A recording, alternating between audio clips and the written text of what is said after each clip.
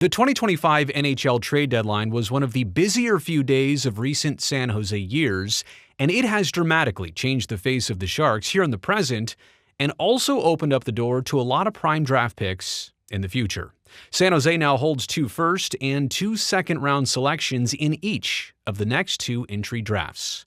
But going back to today's deadline, General Manager Mike Grier says it could mark the end of a specific era. The hope is that this is kind of the last, deadline where we're kind of shipping everyone out, and it's time to start building. We have some good building blocks with our young guys. It's time to start building, and where that's using this capital of the first round picks we've acquired over the last month or so, and trying to go out and acquire some good players using those, and maybe even some of the prospects where, it's time for us to start doing that. And, that's kind of the idea, that this kind of phase is hopefully for the most part over, of just, sell. Now it's time to start building. I'm sure, we'll still have some decisions to make down the road on players, but, now the hope is to really use some of these assets and start building. The sheer volume of trades by San Jose, not necessarily surprising, but 2 names that even Mike Grier said he wasn't expecting to move were Jake Wallman to Edmonton and Fabian Zetterlund to Ottawa. Now, Zetterlund becomes a restricted free agent at the end of this season, and his deal was literally made in the final moments before the deadline.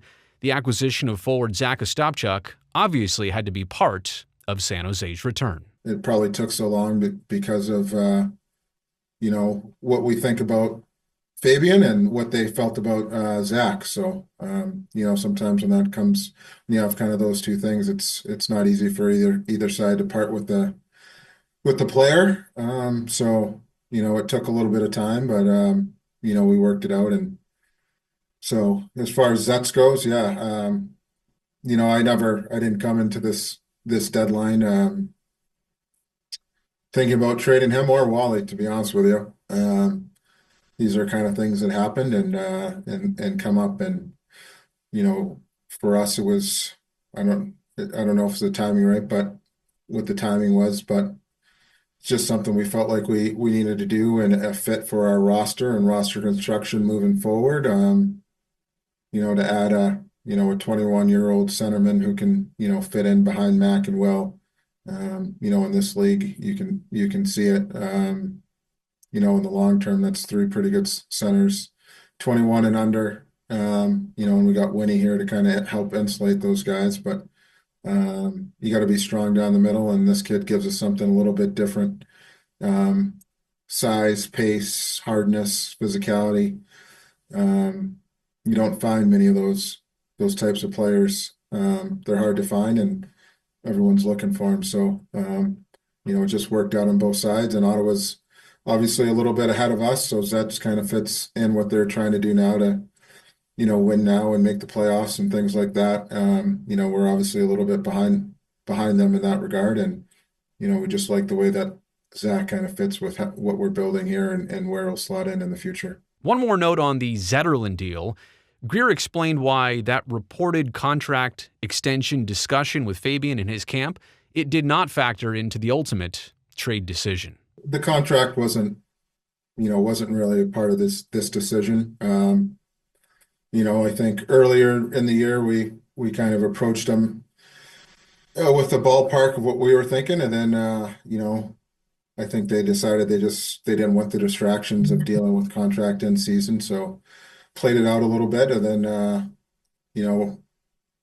a week or so ago they kind of got back to us what they were thinking, but it didn't really play into this decision at all. This was more about, like I mentioned earlier, roster construction and things like that, where we see things fitting down the line, and it's some short-term, definitely some short-term pain for our group, but like I said, in the long run, you have to be strong down the middle. We feel really good about what Zach offers us down the middle. With so many picks and potential on the horizon and kind of a blank canvas ahead, it is only fair to evaluate how the Sharks' pipeline is shaping up right now and notice that at this point, it might skew a little forward heavy.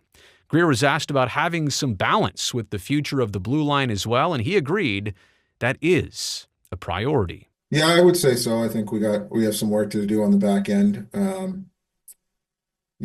think we got some guys that are taking some steps. I think Muck is the last month has kind of taken a step, or the last few weeks, it's taken a step and getting adjusted to the NHL. So I think that's good stuff for as far as young players go. Henry's same thing. He's learning every day. And but it's just kind of the way our pipeline is landed and how the draft boards have been laid out in these last couple drafts is that it's kind of leaned more forward heavy. So we feel like we're in a good spot with our forward group, prospect wise, and in the AHL and in the NHL.